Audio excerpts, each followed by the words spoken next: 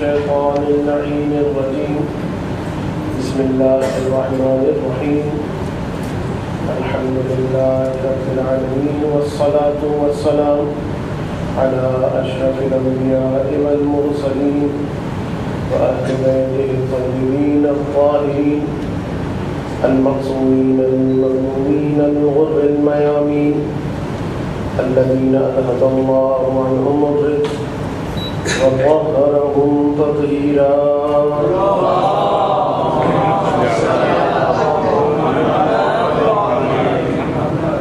واللعنة الدائمة على أعدائهم أجمعين من يوم ظلمهم إلى قيام يوم الدين اللهم عجل لوليك الفرج رب اشرح لي صدري ويسر لي أمري واحلل عقدة من لساني يفقهوا قولي آمين يا رب العالمين أما بعد فقد قال الله الحكيم بسم الله الرحمن الرحيم ألف لام ميم أحسب الناس أن يتركوا أن يقولوا آمنا وهم لا يفتنون ولقد فتنا الذين من قبلهم فقال الله سبحانه وتعالى ولنبلونكم بشيء من الخوف والجوع والنقص من الأموال والأنفس والثمرات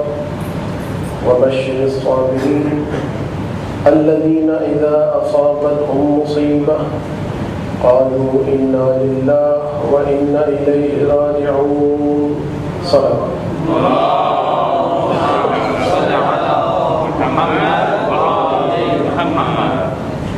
ہمارے اس شب جمعہ کے پروگرام میں آج موضوع کے اعتبار سے تبدیلی کی گئی ہے اور انشاءاللہ اس موقع پر بیان کر دوں گا کہ جو آپ کو بیان کیا جا چکا ہے.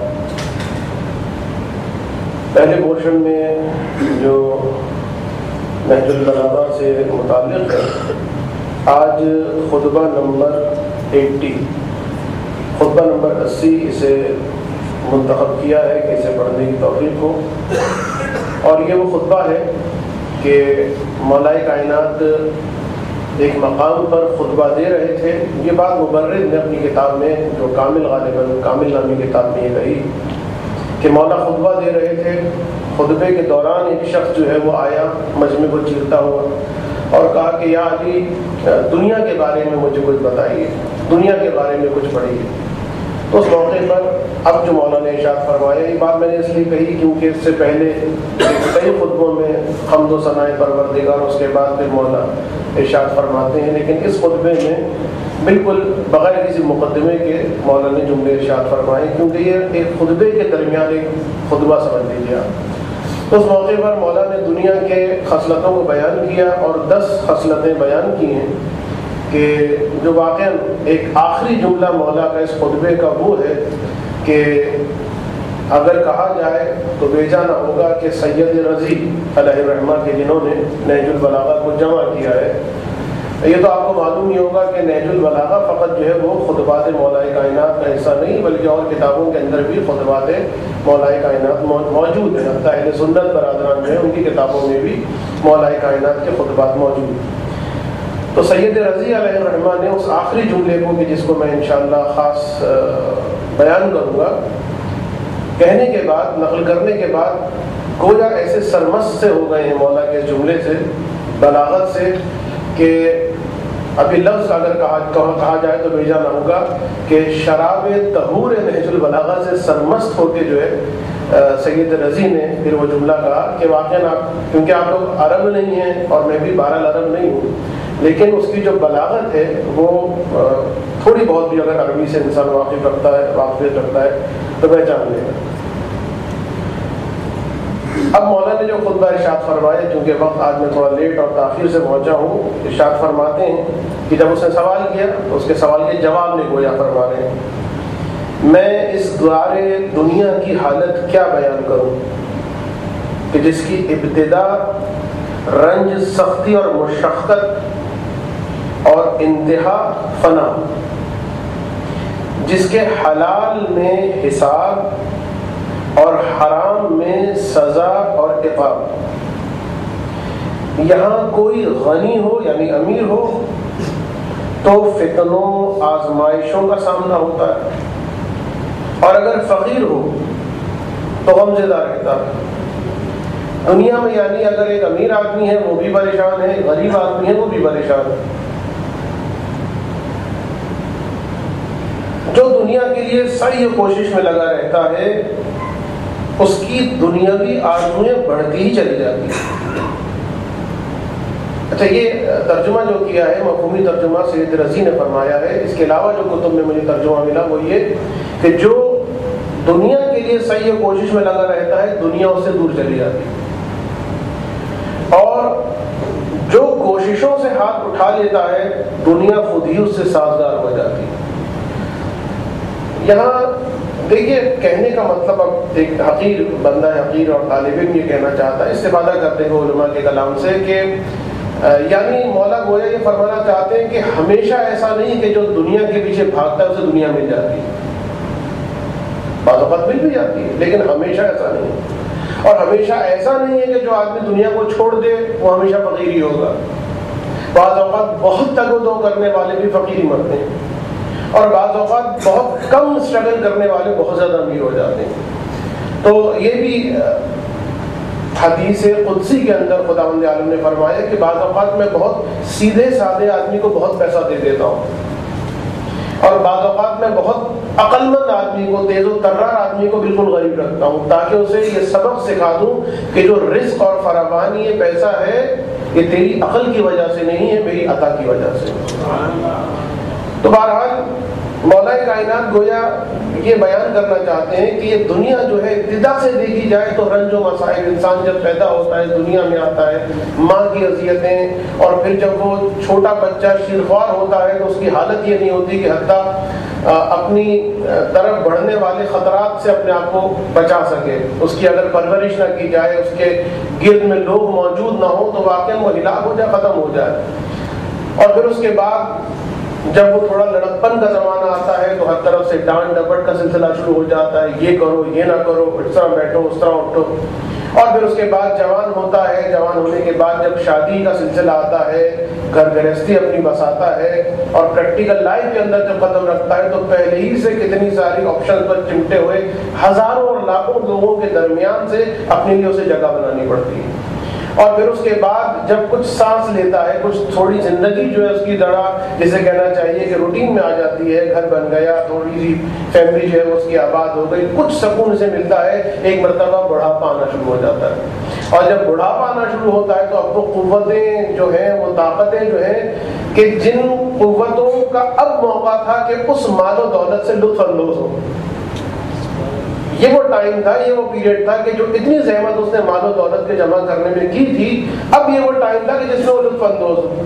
کھانے سے بھی پرہیز ہے، چل وہ سکتا نہیں ہے، ہڈیاں جو ہیں وہ کمزور ہو گئی ہیں، مختلف قسم کی بیماریوں نے آ لیا ہے، اور پھر اس کے بعد اسی پریشانیوں کے ساتھ جو ہے انسان دنیا سے چلا جاتا ہے۔ دیکھیے کہنے کا مقصد یہ نہیں ہے کہ انسان کو نا امید کیا جا رہا ہے، بہت اہم نقطہ یہیں پر آتا ہے معاد کا، بہت اہم جو نقطہ آتا ہے وہ یہیں پر آتا ہے قیامت کا۔ ابھی ایک پروگرام میں دیکھ رہا تھا کہ ایک فیملی دکھائی تھی، انگریز فیملی، پریس ٹی وی نام کا ایک چینل ہے ایران کا، اس میں یہ ایک انٹرویو آ رہا تھا کہ ایک انگریز انگلش فیملی دکھائی تھی کہ ماں بیٹی اور باپ بیٹھے ہوئے تھے، تو باقاعدہ کسی موقع پر سوال ہوا تو اس باپ نے کہا کہ میں اپنی بیٹی سے اصلاً اس بات کو پسند ہی نہیں کرتا کہ میں مرنے کے بعد کی باتیں کروں، ہیئر آفٹر کی باتیں کروں، مجھے اس ٹاپک سے بالکل اصل کوئی دلچسپی نہیں ہے، دل نہیں چاہتا، خوف مجھے محسوس ہوتا ہے۔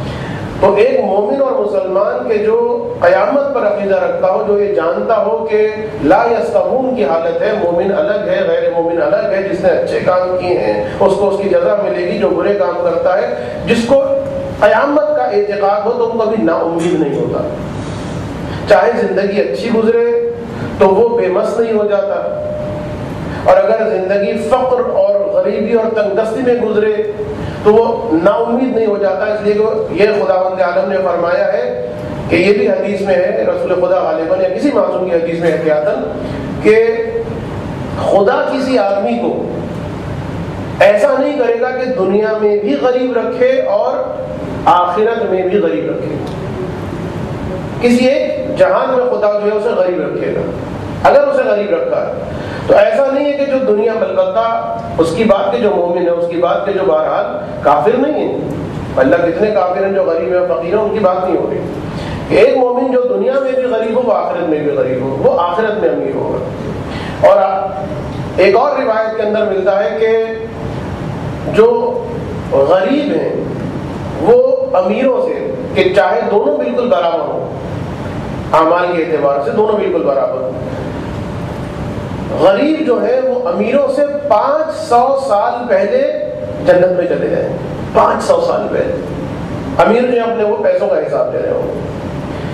اسی لیے حتیٰ جناب سلیمان علیہ السلام جو نبی ہیں ان کے بارے میں ملتا ہے کہ سب سے آخری نبی جو جنت میں جائیں گے وہ جناب سلیمان علیہ السلام ہوں. اور بہرحال یہاں پر پھر جو حساب کی بات ہے، اس وقت میرے پاس وقت نہیں ہے، کبھی موقع ملا بیان کروں گا کہ حساب بھی بڑا عجیب و غریب مرحلہ ہے. ایک تو وہ صورتحال ہوگی کہ دقیق حساب ہوگا بالکل، اور ایک حساب وہ ہوگا کہ آپ نے سنا ہوگا بغیر حساب، بغیر کسی حساب کے سیدھے جنت میں. بعض وہ لوگ بھی ہوں گے نا کہ بغیر حساب کے سیدھے جہنم میں، اور بعض وہ لوگ ہوں گے جو بغیر کسی حساب کے سیدھے جنت میں.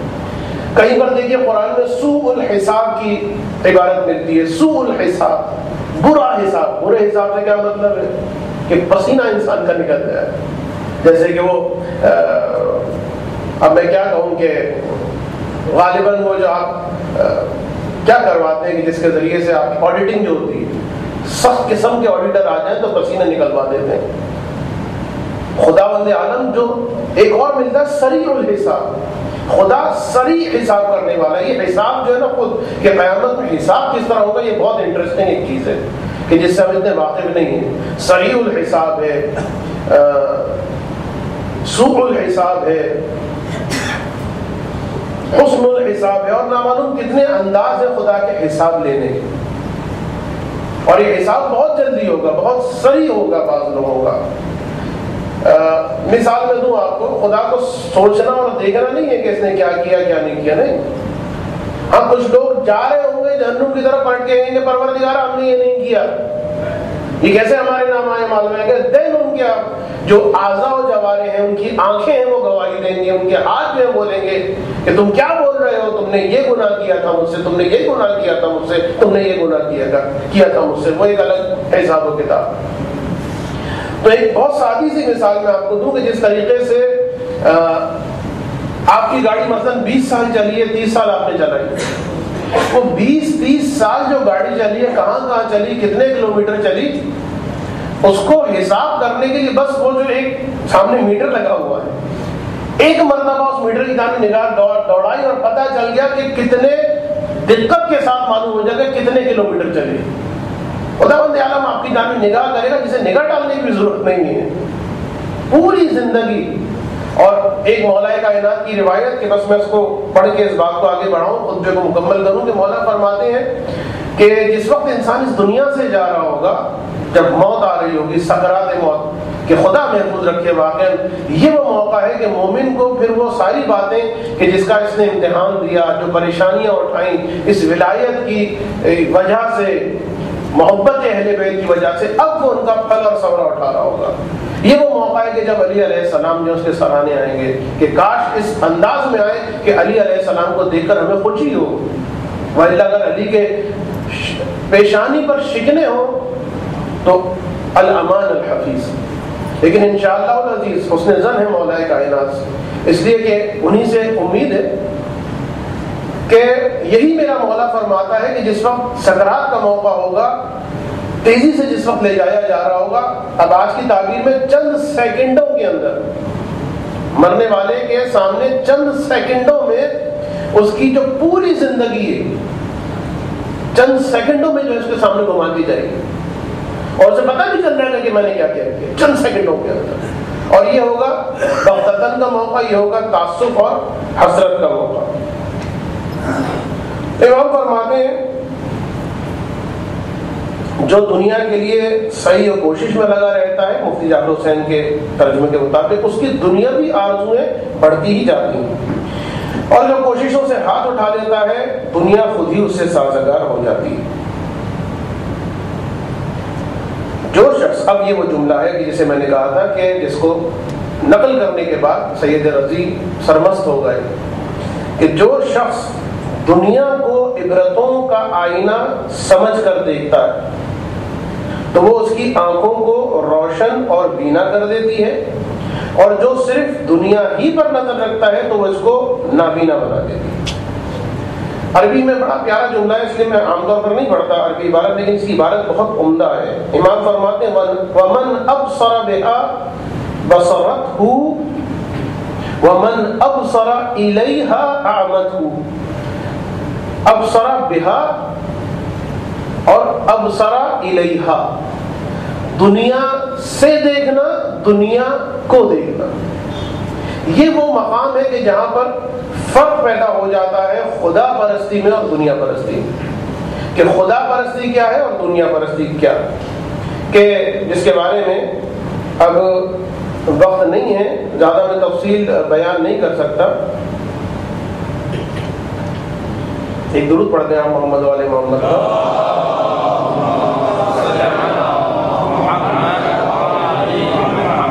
علامہ رضی فرماتے ہیں کہ کوئی اگر غور کرنے والا حضرت کے اس ارشاد جو میں نے بیان کیا پر غور کرے، جو اس کو جو اس دنیا کو عبرت حاصل کرنے کے لیے دیکھے، یعنی یہ کہ جو اس دنیا کو عبرت حاصل کرنے کے لیے دیکھے تو وہ اس میں عجیب و غریب معنی اور گہرے مطالب پائے گا کہ نہ اس کی انتہا تک پہنچ اور نہ اس کے گہراؤں تک رسائی ہو سکتی ہے۔ خصوصاً اس کے ساتھ یہ جملہ مولا کا اگر جوڑ دیا جائے کہ جو صرف دنیا کو دیکھتا رہے تو اس سے آنکھوں کی روشنی چھین لیتی ہے، ملا دیا جائے تو فرق واضح اس طرح ہو جائے گا کہ حیرت سے انسان کی آنکھیں پھٹی کی پھٹی رہ جائیں گی۔ اور اس کے بعد جذبات میں آ کے سید رضی فرماتے ہیں صلوات اللہ وسلام علیہ، کہ خدا کا صلوات اور سلام ہو امیر المومنین پر۔ ایک درود پڑھتے ہیں آپ محمد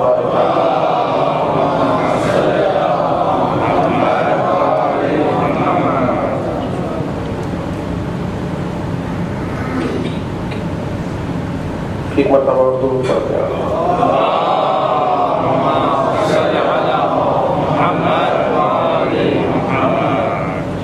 دوسرا جو ہمارا پورشن تھا توضیح المسائل کے اعتبار سے،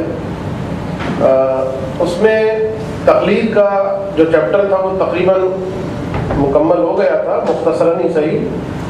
اس میں جو آخری مسئلہ تھا اس کے بارے میں کہا گیا کہ اس مسئلے کو ایک دفعہ پھر ریپیٹ کر دیں، تھوڑی سی کنفیوژن ہو گئی ہے کہ ایک آدمی اگر بغیر تقلید کے اعمال بجا لاتا رہا تو اب اس کے اعمال جو ہیں گزشتہ اعمال وہ اس کے بارے میں کیا کہا جائے گا، وہ صحیح ہیں وہ غلط ہیں، ان کے بارے میں کیا کہا جائے گا۔ تو یہ بیان کیا گیا جو مقصد ہے اس مسئلے کا وہ یہ ہے کہ اگر اسے یہ معلوم ہے کہ جو گزشتہ میرے اعمال تھے ان کی کیفیت کیا ہے، کس طرح میں نے اسے انجام دیا، تو پھر وہ جو مجتہد عالم ہے جس کی تقلید صحیح ہے، اس مجتہد عالم کے مسائل کے مطابق دیکھے کہ اس کے مسئلے کیا ہیں۔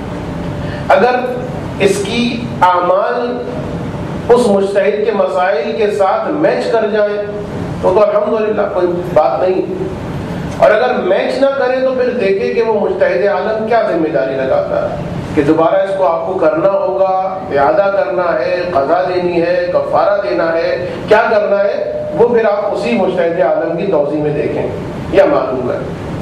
لیکن دوسری صورت یہ ہے کہ فرض کیجئے یا تو آپ کو معلوم نہیں ہے کہ گزشتہ اعمال کی کیفیت کیا ہے، یا آپ کو شک ہے، صحیح طریقے سے کنفرم نہیں ہے کیسے میں نے اعمال کیے تھے، کس طریقے سے میں نے اعمال نہیں کیے تھے، تو اس صورت میں پھر آپ کی کوئی ذمہ داری نہیں ہے۔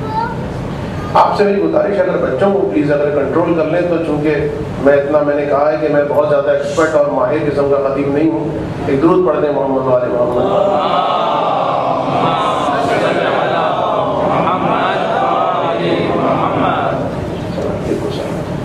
تو اب اگر مسائل نہیں معلوم اپنے، یعنی اعمال کی کیفیت معلوم نہیں کہ میں نے کس طریقے سے انجام دیے تھے، نماز اور روزے میں تو معلوم رہتا ہے، لیکن عام طور پر جیسے حج کیا یا عمرہ کیا غالباً اس کے بارے میں شاید نہ یاد رہا ہو، تو اگر نہیں پتا کیفیت کہ کیسے میں نے انجام دیا تھا تو اس صورت میں اس کی کوئی ذمہ داری نہیں ہے۔ البتہ واقع نہیں پتا ہو، ایک مرتبہ بچنے کے لیے آپ بھی کہتے ہیں کہ نہیں پتا ہو اور کہہ رہے نہیں پتا، تو پھر اس کا اور خدا کا معاملہ ہے۔ تو یہ دو صورتیں، اور پھر اس کے بعد وہ قاصر اور مقصر والی بات تو میں نہیں کروں گا، وہ قاصر اور مقصر جو شرعی مسائل کے اعتبار سے، وہ والا نہیں کہ جس کے نام سے مجھ پر لعنتیں پڑتی ہیں۔ تو بہرحال اس سے زیادہ ریپیٹیشن کرنے کی ضرورت نہیں، اس مسئلے کو آج جو میں نے بات کرنی ہے اسے بیان کر دیا جائے، اور وہ یہ کہ کہا یہ گیا تھا کہ انشاءاللہ ان چیزوں کو بیان کیا جائے گا کہ کس طریقے سے پاک چیز، ایک چیز کو مثلا پاک کیا جاتا ہے،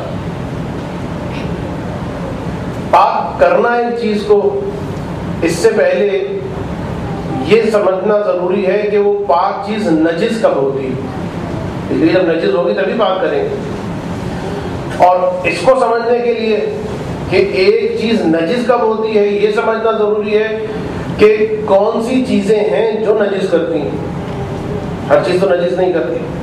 تو اس طریقے سے جو ہماری گفتگو آج سے شروع ہو رہی ہے مسائل کے اعتبار سے، وہ ہے نجاسات کے بیان۔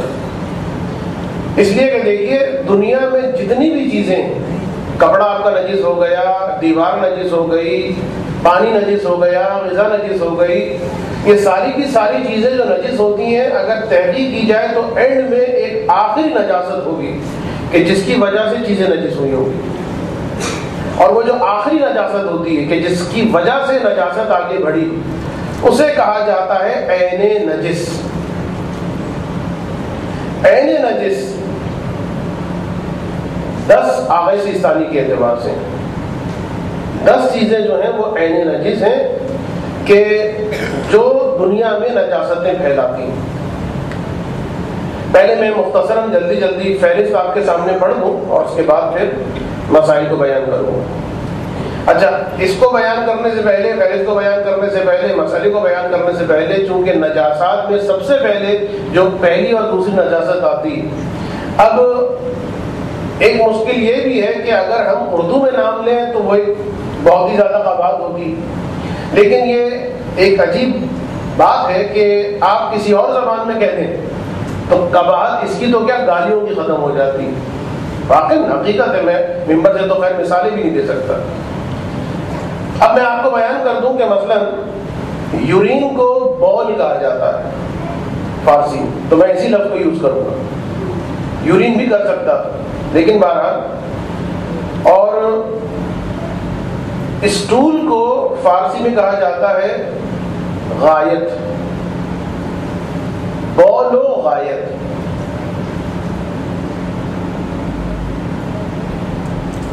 تو یہ جو بول و غائط ہر حیوان کی نجس نہیں ہوتی۔ وہ ہندو خوش ہو رہا ہوگا کہ جس نے کہا تھا کہ میں فلاں جانور کا جو ہے بول پیتا ہوں۔ ان کے نجس ہونے کی، یعنی اب بات ہو رہی ہے کہ بول اور غائط کس کی نجس ہوگی، انسان کو ہٹاتے ہیں۔ انسان میں بھی وہ بچہ 2 سال کا، چھوٹی بچی، وہ سارے مسئلے بعد میں آئیں گے۔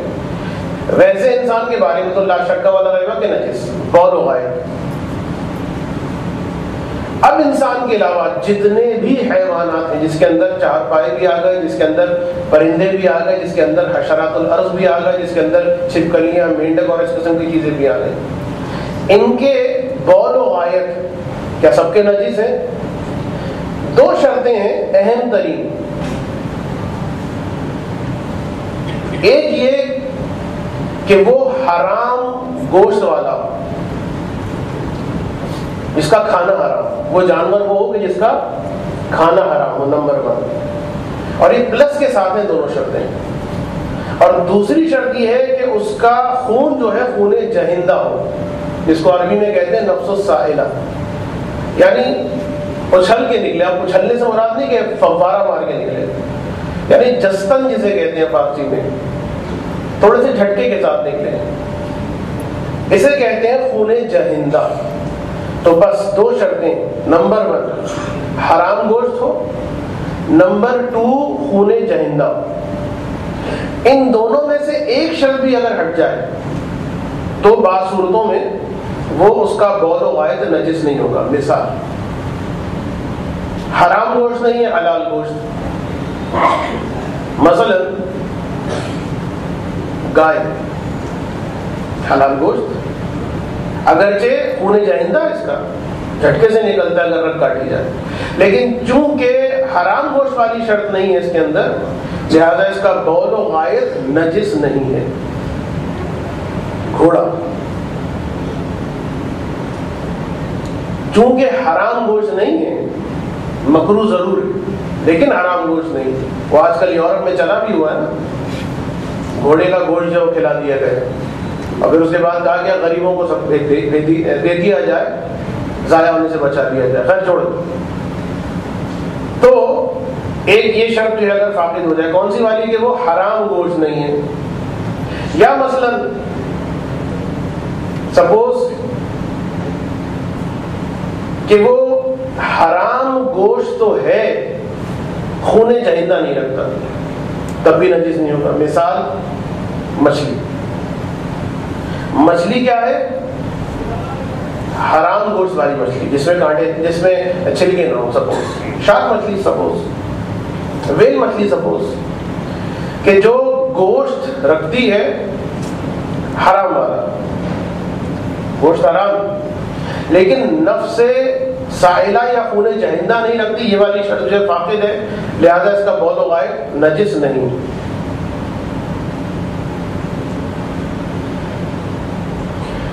خلاصہ کلام یہ ہو گیا کہ جو جانور حلال گوشت والے، چاہے خون اچھل کے نکلتا ہو چاہے خون اچھل کے نہ نکلتا ہو، جو گوشت حلال گوشت والے جانور ہیں ان کا بول و غائط نجس نہیں۔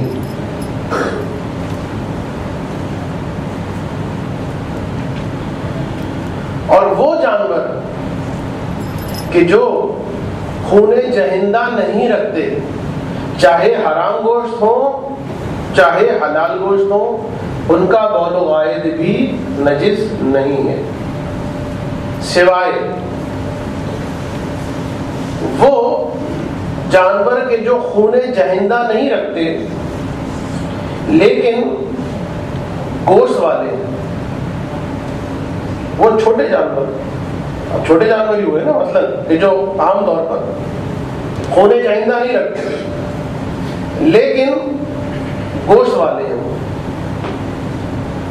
مثلا چھپکلی، مثلا مینڈک،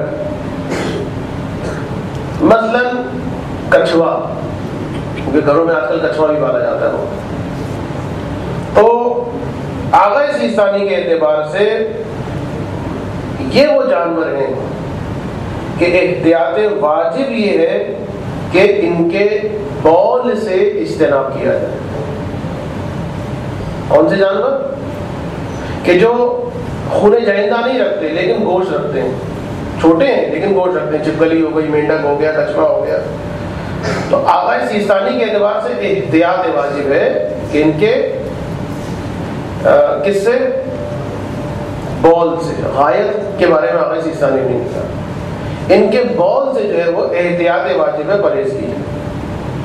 آغا خوی ان کو، ان کے بول کو بھی پاک مانتے ہیں، نجس نہیں مانتے۔ اب چونکہ میں نے احتیاط واجب کہہ دی آغا سیستانی کی، تو احتیاط واجب کا میں نے مسئلہ بیان کر دیا تھا کہ فلالم کی طرف ہم رجوع کر سکتے ہیں۔ آغا وحید خراسانی فرماتے ہیں کہ مستحب ہے، بہتر ہے کہ اجتناب کیا جائے ان کے بول سے، چھپکلی اور مثلا اس قسم کے چھوٹے جانور، چوہا اس میں نہیں آتا، چوہے کا مسئلہ الگ۔ اب ایک صورتحال یہ ہو گئی۔ دوسری بات، جتنے بھی پرندے ہیں، چاہے حرام گوشت ہو چاہے حلال گوشت ہو، جتنے بھی پرندے ہیں ان کا بول و غائط نجس نہیں۔ لیکن امام خمینی یہاں پر فرماتے ہیں کہ نجس ہے. حتیٰ وہ مجتہدین کے جو کہتے ہیں کہ یہ ان کا حرام گوشت ہو حلال گوشت ہو، پرندوں کا جو ہے بول و غائط نجس نہیں ہے. حتیٰ چمگادڑ کو بھی کہتے ہیں کہ اس کا بول و غائط جو ہے وہ نجس نہیں. یہ کچھ باتیں اگلی دفعہ اس کو مزید میں تھوڑا سا سمرائز کر کے بیان کروں گا. میں ایک آخری مسئلہ کہ شاید آخری نہ ہو بلکہ اس بات ایک دو مسئلے اور، یہ بہت مختصر ہے ان کو بیان کرنا. اگر شک ہو ہمیں کہ بھائی یہ جانور جو ہے یہ حرام گوشت ہے یا حلال گوشت، نہیں پتا. یہ دو آپ نے بات کی نا کہ دو چیزیں مل جائیں. کون سی دو چیزیں؟ نمبر 1 کہ وہ حیوان حرام گوشت ہو، نمبر 2 وہ حیوان خون جہندہ رکھتا ہو. یہ دو شرطیں مل گئیں تو اب اس کا بول و غائط نجس. ہمیں شک ہو گیا ان دونوں میں سے کسی ایک چیز کے بارے میں، یا ہمیں شک ہو گیا اس چیز کے بارے میں کہ صاحب یہ حلال گوشت ہے یا حرام گوشت ہے، یا ہمیں اس چیز کا شک ہو گیا کہ یہ خون جہندہ رکھتا ہے یا خون جہندہ نہیں رکھتا.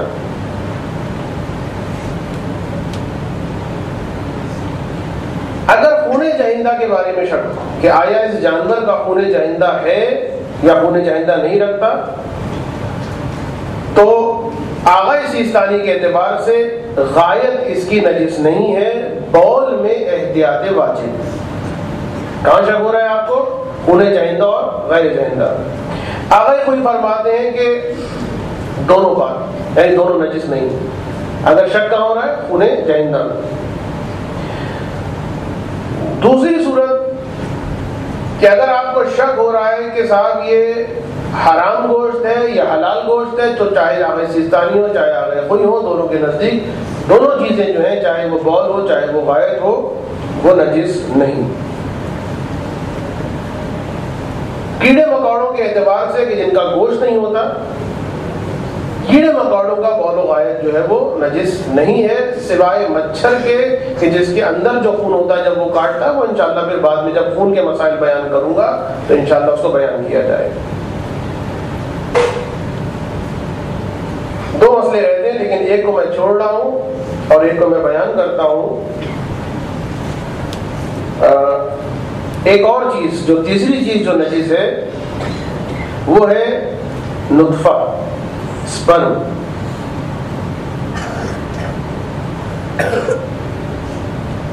ہر وہ جانور جو نفس سائلہ یعنی خون جہندہ رکھتا ہو، چاہے حرام گوشت ہو چاہے حلال گوشت ہو، یہ نجس.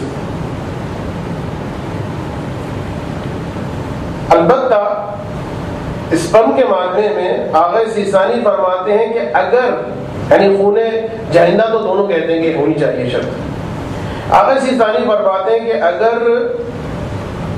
حلال گوشت جانور ہے تو احتیاط واجب ہے، اسے نجس سمجھا جائے.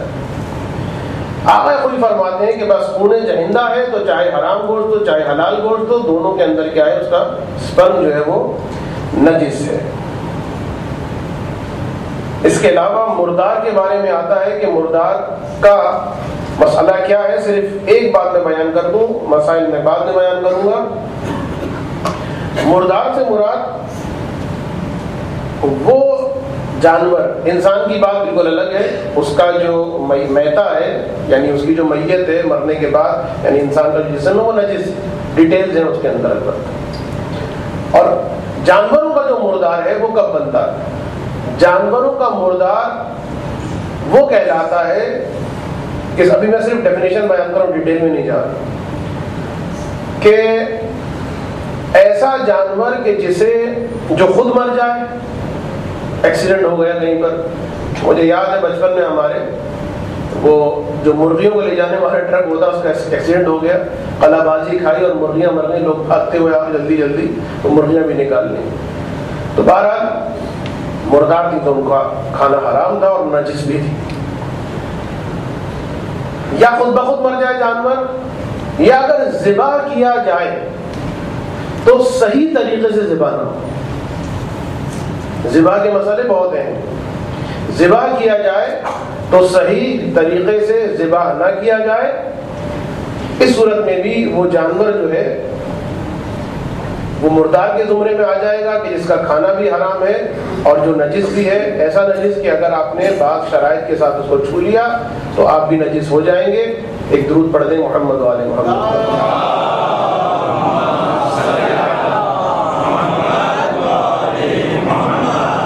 ہمارے جو تیسرے پورشن کی جو مجلس تھی اور جس کا موضوع تھا سورہ مبارکہ روم کی 21ویں آیت کو سرنامہ کلام بناتے ہوئے یہ موضوع جاری تھا کہ جو انشاءاللہ جاری رہے گا.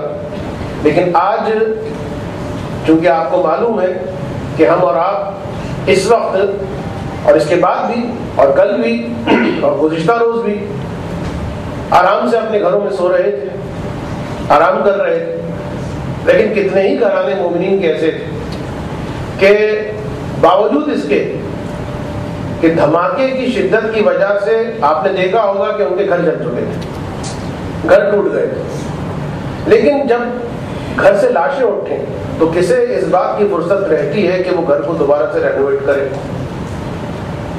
دلوں میں ایک دھواں, دلوں میں ایک غم, اور پھر یہ کڑواہٹ کتنے عرصے تک باقی رہتی ہے خدا جانتا ہے. لہذا اس بات کو مد نظر رکھتے ہوئے آج ہم نے چاہا کہ اپنے اس موضوع کو روکتے ہوئے اس سانحے کے مناسبت سے کچھ باتیں کی جائیں. اور اسی لیے سورہ مبارکہ عنکبوت اور سورہ مبارکہ بقرہ کی یعنی سورہ مبارکہ عنکبوت کی آیت نمبر 2 اور بعد کا کچھ حصہ اور سورہ مبارکہ بقرہ کی 154 اور 55 نمبر کی آیت کو سرنامہ کلام بنایا کہ جسے میں ابھی پھر پڑھ رہا ہوں. اس لیے انہی آیتوں سے لے کر ہم نے میسیجز بھی لینے ہیں, اپنی ذمہ داریوں کو بھی سمجھنا. اس لیے کہ یہ بات یاد رکھیے, بعض اوقات ایک خطے اور ایک علاقے کے مومنین کا امتحان لیا جاتا ہے تو صرف ان کا امتحان نہیں لیا جاتا, ان کے امتحان کے ذریعے سے دوسرے مومنین کا بھی امتحان لیا جا رہا ہوتا. ارشاد خداوند عالم سورہ عنکبوت کے اندر اعوذ باللہ من الشیطان الرجیم, ایک درود پڑھ دیں محمد والے محمد.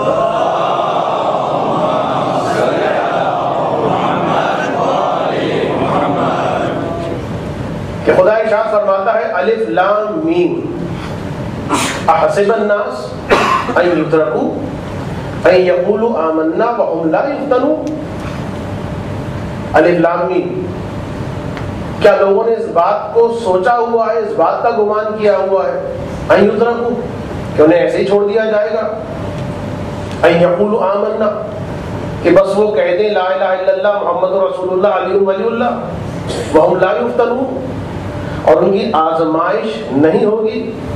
لقد فتن الذین من قبلہم, بتحقیق ان سے پہلے کے لوگوں کی آزمائش کی گئی. اور کس طرح آزمائش ہوئی؟ جو آزمائش ضرور ہوگی, ہر مومن کی ہوگی. سورہ بقرہ وَلَنَبْلُوَنَّكُمْ بِشَيْءٍ مِّنَ الْخَوْفِ وَالْجُوعِ وَنَقْصٍ مِّنَ الْأَمْوَالِ وَالْأَنفُسِ وَالثَّمَرَاتِ وَبَشِّرِ الصَّابِرِينَ الَّذِينَ إِذَا أَصَابَتْهُمْ مُصِيبَةٌ قَالُوا إِنَّا لِلَّهِ وَإِنَّا إِلَيْهِ راجعون.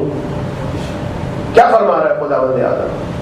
بہت تاکید کے ساتھ وَلَنَبْلُوَنَّكُمْ, یہ صیغہ بہت زیادہ تاکید, ابتدائی میں لا جو تاکید کے لیے عربی گرامر کے اعتبار سے, اور پھر نون تاکیدہ وَلَنَبْلُوَنَّكُمْ, ضرور بضرور ہم تمہارا امتحان لیں گے. کس طرح سے لیں گے؟ بِشَيْءٍ مِّنَ الْخَوْفِ, خوف کے ذریعے سے, وَالْجُوعِ, بھوک کے ذریعے سے, وَالنَّقْصٍ مِّنَ الْأَمْوَالِ وَالْأَنفُسِ وَالثَّمَرَاتِ, اور تمہارے مال کو کم کر کے, والانفس, تمہاری جانوں کو ختم کر کے. والثمرات، ثمرات کی تفسیر علماء نے فرمائی ہے اولاد، تمہاری اولاد کو کم کر کے، انہیں ختم کر کے.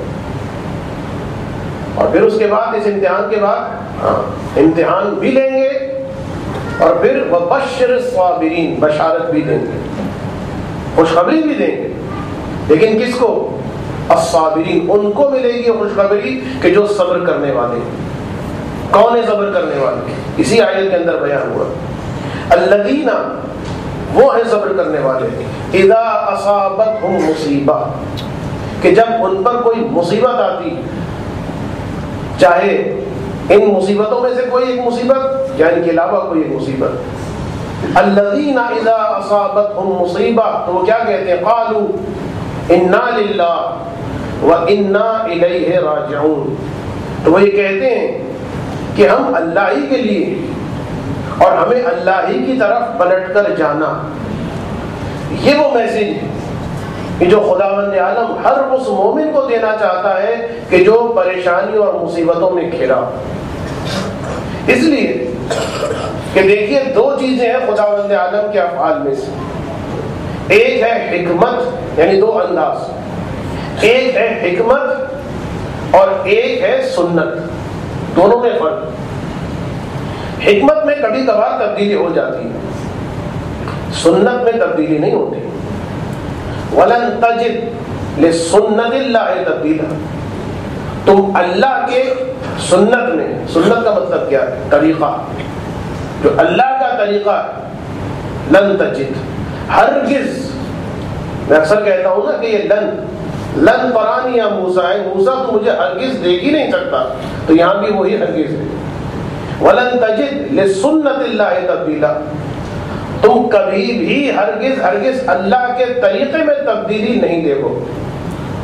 اس سے پہلے سورہ عنکبوت وَلَقَدْ فَتَنَّا الَّذِينَ مِن قَبْلِهِمْ، اس سے پہلے بھی ہم نے لوگوں کا امتحان لیا، ان کی آزمائش، اور اتنی سخت آزمائش.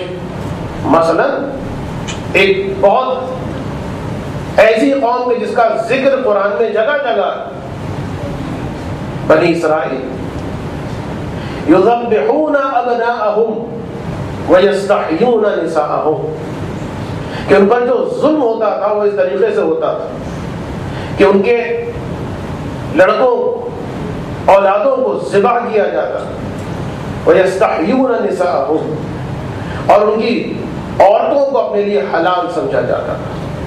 اور کئی سو سال تک یہ آزمائش اور یہ امتحان ہوتا رہا، یہاں تک کہ پھر وہ آیا کہ جس نے اس ظلم سے بنی اسرائیل کو نجات دی، کہ جس کے بارے میں بنی اسرائیل کو بیان کیا گیا کہ دیکھو وہ منجی آئے گا، نجات دہندہ آئے گا اور ان مظالم سے تمہیں نجات دلائے گا.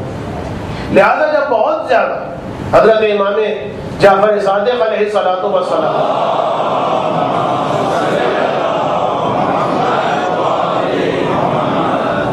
ارشاد فرماتے ہیں کہ جس وقت بنی اسرائیل پر یہ کوئی عام ظلم نہیں ہے، اور ایسا نہیں ہے مہینے میں ایک دفعہ ہو گیا، 2 سال میں 1 سال نہیں، ہر روز تقریباً کبھی اس خاندان میں کبھی اس خاندان میں ان کی اولاد کو ختم کیا، ذبح کیا، ان کی عورتوں کو مثلا اٹھا لیا گیا، اور سب کچھ وہ برے افعال. تو ایک مرتبہ اجتماعاً انہوں نے دعا کی اور رو رو کے دعا کی بنی اسرائیل، جس طرح سے دعا کرنے کا حق ہوتا ہے، امام فرما رہے ہیں. اور جب انہوں نے دعا کی، اس لیے کہ پتا ہے کہ ان پریشانیوں سے نجات مل سکتی ہے تو ایک فرد واحد کے ذریعے سے، اور وہ ہے حضرت موسیٰ. دعا کی ویرانوں میں جا، بیابانوں میں جا، اور پھر امام فرماتے ہیں کہ 200 سال تاخیر سے جناب موسیٰ کو آنا تھا. ان کی اس آہوزاری کی وجہ سے خداوند عالم نے، حکمت میں نے کہا نا تبدیل ہوتی ہے، خداوند عالم نے ان کی اس آہوزاری کی وجہ سے 200 سال پہلے جناب موسیٰ کو بھیج دیا. پھر امام فرماتے ہیں، اور سننے اور ہے ہمارے چاہنے والے، اگر تم بھی ہمارے اس 12ویں کے لیے اسی طرح دعا کرو گے تو خدا اس کو جلدی بھیج دے گا.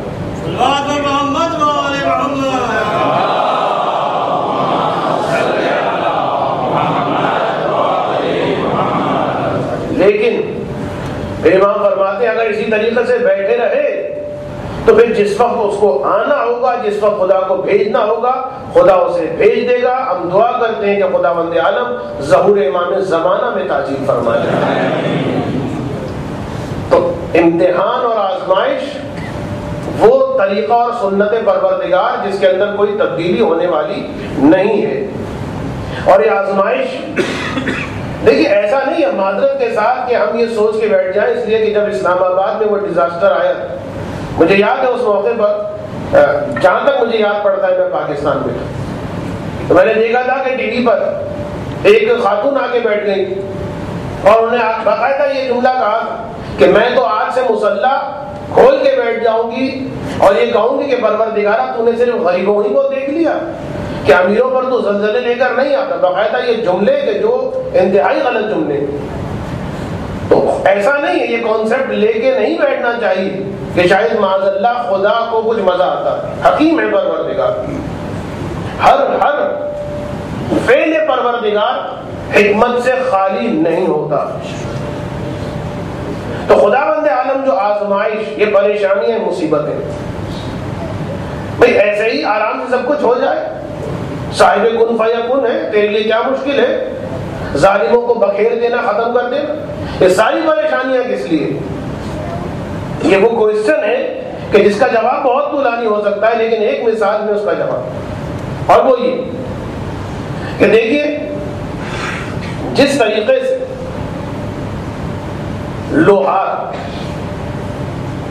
لوہے کو جب اپنی مرضی کا بنانا چاہتا، اپنے مرضی کے سانچے میں ڈھالنا چاہتا، تو ایسا نہیں اس کو ایسے چھوڑ دیتا ہے، دعا مانگتا ہے، نہیں ایسا نہیں، گرم آگ کے اندر، بھٹی کے اندر ڈالتا ہے، جس میں کوئی آسانی اور سہولت نہیں ہوتے لوہے کے لیے، آگ ہوتی ہے، تپش ہوتی ہے، پریشانی ہوتی ہے، لیکن اسی پریشانیوں سے وہ پگھل کر اس قابل ہو جاتا ہے کہ اب جس حالت میں وہ چاہے لوہار اس حالت میں اس کو ڈال۔ خداوند عالم در حقیقت، اور خاص طور پر آخری زمانے میں، کہ جس کے بارے میں یہ بھی روایت ملتی کہ عید کے دن آبان ابن تغلب، ابو بصیر اور جناب سدیر صیرفی بہت اہم شخصیات ہیں تاریخ شیعت کی، عید کے دن امام سے ملاقات کے لیے جاتے ہیں، کیا دیکھتے ہیں؟ خوشی کا دن ہے، لیکن امام کی حالت الگ، بدلی ہوئی ہے امام کی حالت۔ امام بجائے کسی کرسی پر بیٹھے، زمین سے فرش کو ہٹا دیا اور کچی زمین پر بیٹھے، خیبری کرتا زیبتن کیا ہوا۔ خیبری کرتا وہ کہ جو امام زمانہ بھی زیبتن فرمائیں گے، اور آثار اور برکات تبرکات نبوت اور امامت میں سے، تبرکات نبوت میں سے ہے، نبوت یعنی رسول خدا، اور پھر امامت میں منتقل ہوتا گیا خیبری کرتا کہ جس کے آستین بہت چھوٹے ہوتے ہیں، اور اس کا کمال یہ ہے کہ ہر امام جو پہنتا ہے اس کو بالکل صحیح آ جاتا ہے۔ وہ کرتا پہنے ہوئے اور رو رہے ہیں، ایسے رو رہے ہیں کہ یہ تینوں کہتے ہیں کہ ہمیں لگا، یعنی اس طرح سے رو رہے ہیں کہ جس طرح سے کسی ماں کا اگر جوان بیٹا مر جائے کس طرح وہ ماں ہوتی ہے۔ گھبرا گئے ہم، خدا نہ کرتا ایسا تو نہیں ہے کہ ظالموں نے زہر دے دیا، مولا کیا بات، خیریت تو ہے، ہمارے ماں باپ آپ پر قربان۔ اس موقع پر امام نے فرمایا آج میں نے کتاب جامعہ کو کھول کے دیکھا، یا بعض روایات کے اعتبار سے میں نے مصحف فاطمیہ کو کھول کے دیکھا، اور میں نے آخری زمانے کے حالات دیکھے کہ ہمارا جو فرزند ہے جب غیبت میں چلا جائے گا تو اس کی غیبت انتہائی طولانی ہوگی، اور اس کی غیبت کی طولانی ہونے کی وجہ سے پہلے تو پھر امام نے گریہ کیا ہے، باقاعدہ 12ویں امام کیا کہ اے میرے سید و سردار، چھٹے امام 12ویں امام کو کہہ رہے ہیں، اے میرے سید و سردار، آپ کی اس طولانی غیبت کو دیکھ کر میرے دل کی رگیں کٹ گئیں، میری آنکھیں خون رو رہی، اور جب میں یہ دیکھتا ہوں کہ غیبت کے طولانی ہونے کی وجہ سے مومنین اس ایمان کی ریزمہ کو کہ جس کو خدا نے ان کی گردنوں میں ڈالا اپنی گردنوں سے اتار اتار کر پھینک رہے ہیں، تو میرا دل کٹ جاتا ہے۔ یعنی امام رو رہے ہیں کس بات پر کہ آخری زمانے میں جب غیبت طولانی ہوگی تو مومنین ایمان کی ریزمیں اتار دیں گے. بہت ساری تفاسیر ہو سکتی ہیں, بہت ساری شروحات ہو سکتی ہیں ایمان سے, یعنی ایمان کی رسی کو گلے سے اتار دینا. لیکن آج کی مجلس کے اعتبار سے الصبر عند المصیبہ, صبر کی 3 قسموں میں سے ایک تیسری قسم, مصیبت کے وقت صبر کرنا. اس کا ایک انداز یہ کہ بڑی سے بڑی مصیبت آ جائے, انا للہ و انا الیہ راجعون, بڑی سے بڑی پریشانی آ جائے, انا للہ و انا الیہ راجعون. یہ نہیں, ایسا نہ ہو خدا نہ خواستہ کہ خدا سب کے گھروں کو محفوظ رکھے, گھر جل جائے, اولاد ماری جائے, زبان سے جملہ خدا نہ خواستہ نکل آئے کہ امام زمانہ کہاں ہیں آپ, اب تو آپ آتے ہی نہیں ہیں, اس کا مطلب ہے آپ آنے والے نہیں ہیں. جو ہوگا ظہور سے پہلے ایسا ہوگا, اس لیے کہ بہت پریشانی آنے والی ہیں.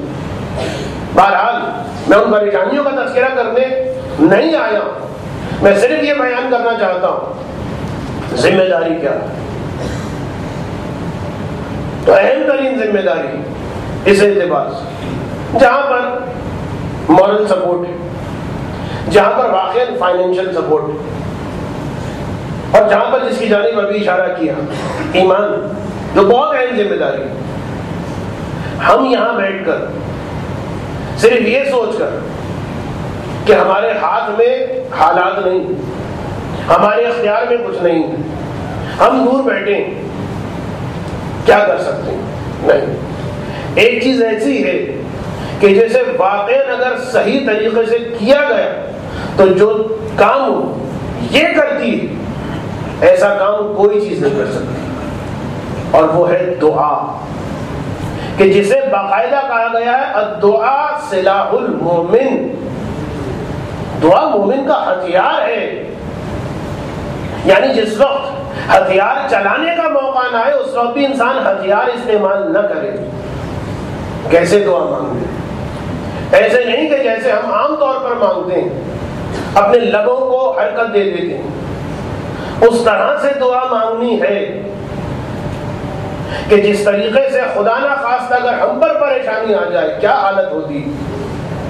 ہر نماز کے بعد دعا مانگتے ہیں, اس کو کہا جا رہا ہے دعا کیجیے, اس کو کہا جا رہا ہے دعا کیجیے, گھر کے اندر مثلا کوئی حالت. تو دعا ایک انفرادی اعتبار سے مانگنی اور ایک اجتماعی اعتبار سے مانگنی. انفرادی اعتبار سے ہو یا اجتماعی اعتبار سے, جو الفاظ دعا اس پروردگار سے مانگنے. ابھی انشاءاللہ مسائل کے فوراً بعد ہماری نوحہ خان ایک دعائیہ نوحہ ضرور پڑھیں گے, لیکن اس سے پہلے میں بھی چاہتا ہوں کہ ایک دعا میں پڑھوں, اس لیے کہ وہ پروردگار عالم جو چھوٹی چھوٹی ابابیلوں کے ذریعے سے بڑے بڑے ابرہا کے ہاتھیوں اور ابھی کچھ سال پہلے تبس کے ریگستان میں ریت کے ذروں کو ابابیل بنا کے استعمار کے جہازوں کو تباہ و تہس و نہس کر سکتا, وہ صاحب کن پروردگار, اس کے لیے کیا مشکل ہے کہ ہم ان الفاظ کو ذہن میں بٹھا لیجیے, کسی الفاظ کے ساتھ انشاءاللہ دعا کرنی, اور اہم ترین شرط دعا کے یقین کے ساتھ کہ خدا بند عالم اس کا رزلٹ دے گا, ضرور دے گا. تاجیل کی دعا میں وہ بھی کہہ سکتا, مومنین سے یہ پریشانیاں دور ہو جائیں میں اس طرح سے بھی کہہ سکتا, لیکن جو ذہن میں ایک بات آئی وہ یہ کہ پروردگار تجھے حرمت زہرا کا واسطہ, پروردگار تجھے حرمت محمد و آل محمد اور خصوصاً حرمت حسین کا واسطہ. پاکستان میں جو یہ چند گروہ مومنین کے خلاف دہشت گردی کی کارروائیاں کر رہے ہیں, خدا بندہ اسی سال جلد از جلد ان کے سرکردہ افراد کو اس طرح واصل جہنم کر دے کہ ان گروہوں کی کمر ٹوٹ جائے، اور اس طرح سے ان کی کمر ٹوٹ جائے کہ پاکستان کے مومنین ان کے شر اور فتنے سے ہمیشہ ہمیشہ کے لیے محفوظ ہو جائیں۔ آمین یا رب العالمین۔ اور ہم نے جو بات بیان کی، یہ تو ایک انفرادی طور پر آپ نے دعا مانگنی کہ انشاءاللہ ضرور مانگنی، اور ایک وہ دعا کہ وہ بھی بعد میں انفرادی ہوگی، آج رات اجتماعی ہوگی، اور وہ کیا ہے؟ زیارت ہے کہ جو دعا کے طور پر استعمال کی جاتی ہے، اور وہ ہے زیارت عاشورہ۔ اگر اجتماعی انداز میں جو انشاءاللہ آج شب ہم کر رہے ہیں، ایک رات تو یہ ہو گئی، اور اس کے بعد اس کو شامل کر کے 10 راتوں تک زیارت عاشورہ پڑھنے کے بعد اس انداز میں کہ جس انداز میں واقعہ میرے سامنے جسے بیان کر کے ربط مصائب کروں، اس دعا کو پڑھا جائے تو خدا بند عالم انشاءاللہ، اور اگر نہیں، یہ میں جملہ نہیں کہوں گا کہ قبول کیا، یقیناً قبول کرے گا خدا، اور وہ یہ آیت اللہ حائری علیہ الرحمہ، بہت بڑی شخصیت، لیکن اس وقت میں ان کا تعارف نہیں کرانا چاہتا۔ اپنی جوانی کے بارے میں، اپنی جوانی کا ایک واقعہ نقل کرتے ہیں، فرماتے ہیں کہ میں سامرہ میں تحصیل علوم دینیہ کر رہا تھا۔ آیت اللہ ہے سید تقی شیرازی علیہ الرحمہ، ان کے استاد، اسی زمانے میں سامرہ میں طاعون کی بیماری پھیل چکی تھی، کثرت کے ساتھ لوگ مر رہے تھے۔ اچھا، سامرہ کا ذرا سیٹ اپ ذہن میں رکھیے گا، آج بھی تقریباً وہی ہے اور اس زمانے میں بھی تھا کہ سامرہ میں مومنین کی آبادی کم، یعنی اگر ایک محلے میں 20 گھر ہیں تو 20 میں سے ایک گھر جو ہے وہ مومن کا۔ بہرحال کچھ محلے وہ بھی ہیں کہ جس میں مومنین کے محلے ہیں، ایک محلے میں مثلا 20 گھر مومنین کے ہیں، ایک گھر جو ہے غیر مومن کا ہے۔ یہ کیوں بتا رہا ہوں، میں بھی بیان کرتا ہوں اس کی وجہ۔ طاعون کی بیماری اور کثرت کے ساتھ اموات، ہر گھر سے جنازے اٹھ رہے، رونے پیٹنے کی آوازیں بلند، لوگ انتہائی پریشان۔ آغا سید تقی شیرازی علیہ رحمہ فرماتے ہیں اس وقت کہ جب علماء کی ایک محفل سجی ہوئی تھی، بڑے بڑے علماء موجود، سید فرماتے ہیں کہ دیکھو اگر سامرہ کے مومنین مجھے قول دیں، مجھ سے وعدہ کریں کہ یہ کام کریں گے تو یہ بیماری ان کو نقصان نہیں پہنچائے گی، اور وعدہ یہ دیں کہ آج سے 10 دن تک ہر مومن زیارت عاشورہ پڑھے، اور زیارت عاشورہ پڑھنے کے بعد اس کا ثواب امام زمانہ کی والدہ جناب نرجس خاتون کی روح مقدس کو ہدیہ کرے، اور پھر جناب نرجس خاتون کے توسل سے امام زمانہ سے درخواست کرے کہ مولا اس پریشانی سے نجات دلاتے، 10 دن تک تم یہ کرو، یہ پریشانی تمہیں تنگ نہیں کرے گی۔ آیت اللہ حائری علیہ رحمہ فرماتے ہیں اس لیے کہ مصیبت تھی، پریشانی تھی، جب یہ باتیں پہنچی اس لیے کہ ہر عالم اپنے علاقے میں گیا، یہ پیغام پہنچایا کہ سید تقی شیرازی جیسے مجتہد نے یہ پیغام پہنچایا، ہر مومن لگ گئے زیارت عاشورہ اسی انداز میں پڑھتے ہیں۔ بس ابھی 10 دن کیا کچھ دن ہی گزرے تھے کہ ایک مرتبہ مومنین کے گھر سے طاعون کی وجہ سے جنازے اٹھنا ختم ہو گئے، اور یہ اس طرح سے ہوا کہ دیکھیے وہ علاقے، اب وہ بات آ گئی، وہ علاقے کے جہاں پر مومنین کی تعداد کم ہو، 1-2 مومن کے گھر ہوں، وہاں تو بھائی سمجھ میں آتی کہ میجورٹی جو ہے غیر مومنین کی ہے تو ان کے جنازے اٹھے، ان کیا پریشانی۔ لیکن حتیٰ وہ محلے بھی کہ جہاں پر مومنین کے گھر 20 ہیں اور ایک غیر مومن کا گھر ہے تو اس گھر سے جنازہ اٹھ رہا ہے، مومنین کے گھر سے جنازہ نہیں اٹھ رہا۔ یہ وہ چیز تھی کہ جسے مومنین نے بھی محسوس کیا اور جسے غیر مومنین نے بھی محسوس کیا، اور جب انہوں نے پوچھا اور اجازت لے کر علماء سے ان کو بیان کیا اور انہوں نے جب اس پر عمل کیا تو ان کے گھر سے بھی پریشانیاں ختم ہو گئی. تو یہ زیارت عاشورہ اتنی مضبوط اور قوی چیز ہے جو دعا بھی ہے اور زیارت بھی، کہ آج اجتماعی انداز میں انشاءاللہ اس نوحہ جو دعا کی صورت میں اس کے بعد پڑھی جائے، اور اس کے بعد آج کے بعد 9 دن مزید اس عہد کے ساتھ نکلیں کہ اس زیارت کو پڑھنا ہے، پڑھنے کے بعد اس کا ثواب ہدیہ کرنا ہے جناب نرجس خاتون، اور جناب نرجس خاتون کے وسیلے سے امام زمانہ کی بارگاہ میں دعا کرنی کہ امام زمانہ یہ جو پریشانی، اس پریشانی کو ختم کر دیں. کوشش کیجئے اپنے الفاظ چاہے تو میرے الفاظ، کہ جو گروہ دہشت گردی کی کارروائیاں پاکستان میں کر رہا، اس کے سرکردہ افراد کو اسی سال اس سے پہلے بہت جلد واصل جہنم کر دے، اس طرح کہ ان کی کمر ٹوٹ جائے، اور اس طرح سے کمر ٹوٹے کہ مومنین پاکستان ان کے شر اور فتنے سے ہمیشہ ہمیشہ کے لیے محفوظ اور پرامن ہو جائے. زیارت عاشورہ طاقتور زیارت، جتنی طاقتور زیارت یہ ہے، جس کی زیارت ہے وہ اتنا ہی مظلوم ہے. حسین کی زیارت ہے، وہ حسین کہ جو شہادت سے پہلے بھی مظلوم، کہ جو سارا دن یہ کہتا رہا کہ اب بچوں کو بھی اجازت دینا پڑے گی. جس وقت اون محمد آئے ارباب ممبر نقل کرتے، گانے گانے زانوں پر بٹھا کر پیار کر کے فرماتے ہیں زینب اب مجھے اون محمد کو بھی اجازت دینا پڑے گی. وہ مظلوم حسین جو بنی اسد کے بچوں سے یہ کہہ رہا ہو کہ بچوں اگر تمہارے ماں باپ خوفزدہ ہو جائے، شام کو جب تم کھیلنے کے لیے آنا تو اپنے ننھے ننھے ہاتھوں سے ہمارے بے گور و کفن لاشوں پر خاک کربلا پھینک دے.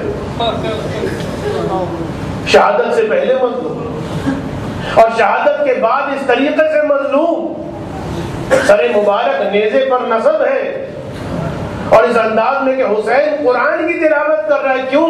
یہ مجمع میری جانب متوجہ ہو جائے. زینب کا سر کھلا ہے، ام کلثوم کا سر کھلا ہے، بیویوں کے سر کھلے. اور ایک مصیبت وہ ہے کہ ہمیں شاید پتہ ہی نہ چلتی، لیکن پتہ اس وقت چلی جب سعید ابن مسیب کربلا کے واقعے کے 1 سال کے بعد مدینے پہنچتا، چوتھے امام سے ملاقات کرتا، اور پھر اس کے بعد مکے جاتا، اور مکے خانہ کعبہ کی زیارت کے دوران عجیب منظر دیکھتا ہے کہ ایک شخص کہ جس کا چہرہ انتہائی سیاہ ہو چکا، جس کے دونوں ہاتھ کٹے ہوئے، خانہ کعبہ کے پردے سے لپٹا ہوا کہہ رہا ہے اے پروردگارا تجھے اپنے اس گھر کا واسطہ مجھے معاف کر دے، لیکن میں جانتا ہوں تو مجھے معاف نہیں کرے گا. 3-4 مرتبہ اس نے جب یہ جملے کہے، سعید ابن مسیب حیران ہو کے آگے بڑھا اور بڑھ کے کہا کہ اے شخص یہ تو کیا کفر بول رہا، خداوند عالم یہ کہہ رہا اور پھر کہہ رہا ہے کہ مجھے پتا ہے تو مجھے معاف نہیں کرے گا. کہا کہ ہاں مجھے معلوم ہے کہ خدا معاف نہیں کرے گا. کہا کیوں معاف نہیں کرے گا؟ کہا اس لیے کہ میں، تو کون ہے؟ کہا کہ میرا نام تو اس نے جو بھی بتایا، میں جمال امام حسین ہوں. جمال کسے کہتے ہیں؟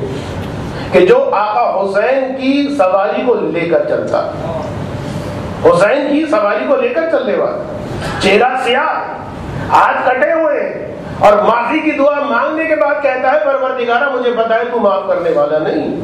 کہ جمال امام ہوتے ہوئے تو ایسی دعا مانگ رہا. کہ میرا جرم بہت بڑا. کہ تو نے کیا کیا؟ کہ جس وقت سب لوگ چلے گئے، جس وقت کاروان چلا گیا، تو ایک مرتبہ میں موقع کی طاق میں تھا، مجھے امام حسین کا لباس بہت پسند تھا، خاص طور پر جامع حسین مجھے بہت پسند تھا، اور میں اس کی حسرت میں تڑپتا رہتا کہ مجھ غریب کو ایسا جامع کب نصیب ہوگا. لیکن جس وقت سب چلے گئے، رات کا موقع آیا، تو رات کے اس وقت میں ساری رات میں کوشش کرتا رہا کہ اب میں الفاظ احتیاط سے استعمال کر رہا ہوں، کیا مظلومیت ہے میرے آقا حسین کہ میں جامع حسین کو تھا. لیکن جس وقت میں یہ کوشش کر رہا تھا، اچانک آسمان سے بڑی بلند آوازیں اٹھنا شروع ہو گئی. چیخوں پکار اور رونے کی فریادوں کی آوازیں میں نے سنی، اور ان آوازوں میں یہ آوازیں آ رہی تھیں، اے میرے فرزند شہید، اے میرے حسین غریب. اور اس کے بعد جب میں نے آوازیں دیکھی اور سنی، میں گھبرا کے لاشوں کے درمیان چھپ گیا، اس طرح سے کہ مجھے حسین کا لاشا دکھائی دے رہا تھا. میں نے دیکھا کہ حسین کے لاشے کے ساتھ کچھ افراد کھڑے ہیں، جن میں 3 مرد ہیں اور ایک بی بی، اور ان کو بہت سارے فرشتوں نے احاطہ کیا ہوا.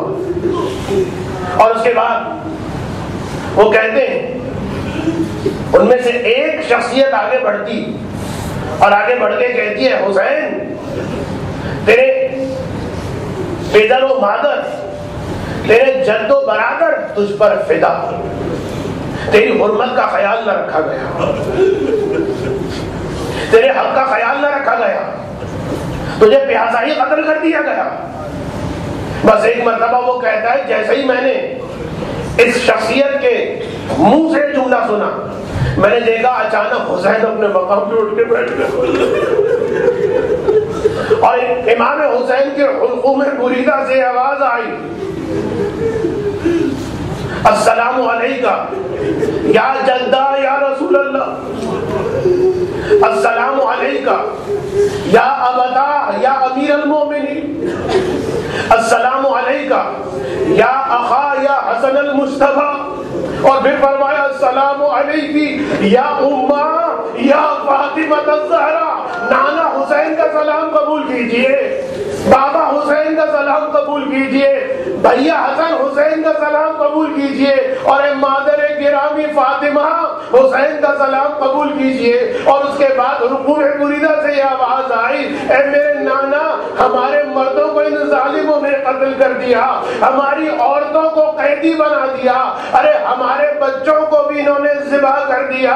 اتنا سننا تھا، نوحہ شیون کی آوازیں بلند ہونا شروع ہوئی، یہاں تک کہ مؤذنہ آگے بڑھی، وہ بی بی آگے بڑھی، اور اس نے اس شخصیت کی جانب رخ کر کے کہا، اے بابا، آپ نے دیکھا امت نے میرے حسین کے ساتھ کیا کیا ہے، بس نانا مجھے اجازت دیجئے میں حسین کے خون کو اپنے چہرے پر ملوں، اپنے بالوں پر ملوں. میں اسی حالت میں روز محشر خدا کی بارگاہ میں جاؤں گی اور خدا سے شکایت کروں گی، اجرکم علی اللہ. بس ایک مرتبہ وہ جمال ملعون کہتا ہے، میں نے دیکھا ایک ایک شخصیت آگے بڑھی، ارے حسین کا خون اپنے چہرے پر مر رہے ہیں، اپنے بالوں پر خضاب کر رہے ہیں. کچھ دیر یہ حالت رہی، اور اس کے بعد وہ شخصیت جس نے پہلے سوال کیا تھا، جو رسول خدا تھے، پوچھتے، بیٹا حسین، تیرا سر بھی کاٹا گیا، تیرا لباس بھی اتارا جا چکا، مگر بیٹا یہ تیرا ہاتھ کس نے زخمی کیا ہے؟ بس ایک مرتبہ حسین فرماتے، نانا، میرا وہ جمال جس سے میں بہت اچھا سلوک کرتا تھا، سارے راستے اس کا خیال رکھتا تھا، نانا یہ چھپا بیٹھا ہے. بس ایک مرتبہ جمال کہتا ہے، رسول خدا جلال کے عالم میں میرے سامنے آئے، اور اس کے بعد فرمایا، ملعون، تو نے خدا کا خوف نہ کیا، ارے تو نے اپنے رسول کا خیال نہ کیا، تو نے اپنے آقا حسین کی حرمت کا پاس نہ کیا. خدا تیرے چہرے کو سیاہ کر دے، خدا تیرے ہاتھوں کو کاٹ دے. بس آخری جملہ کہوں گا، اے عزادار و اترکم اللہ، آخری جملہ کہ میں سوچتا ہوں کہ رسول خدا نے چہرہ سیاہ ہونے کی بات کی، رسول خدا نے یہ ہاتھوں کے کاٹنے کی بات کیوں کی؟ تو شاید وجہ یہ ہو کہ یہ جمال ہی کہتا ہے، جس وقت میں جامع حسین اتارنا چاہتا تھا، میں نے دیکھا حسین کا ہاتھ آگے بڑھا، جامع کو مضبوطی سے تھاما. میں نے دیکھا حسین کی انگلی میں بڑی خوبصورت انگوٹھی تھی، حسین کی انگلی کو کاٹنا شروع کیا، انگشتر جدا کی۔ عجب نہیں اس موقع پر حسین کہہ رہے ہو بیٹی سکینہ آ کے دیکھ لے، ارے ظالموں نے تیری بالیوں کی لالچ میں تیرے کانوں کو زخمی کیا، تو آگے دیکھ اپنے مظلوم بابا کو، تیرے بابا کے ہاتھ کو انگوٹھی کی لالچ میں۔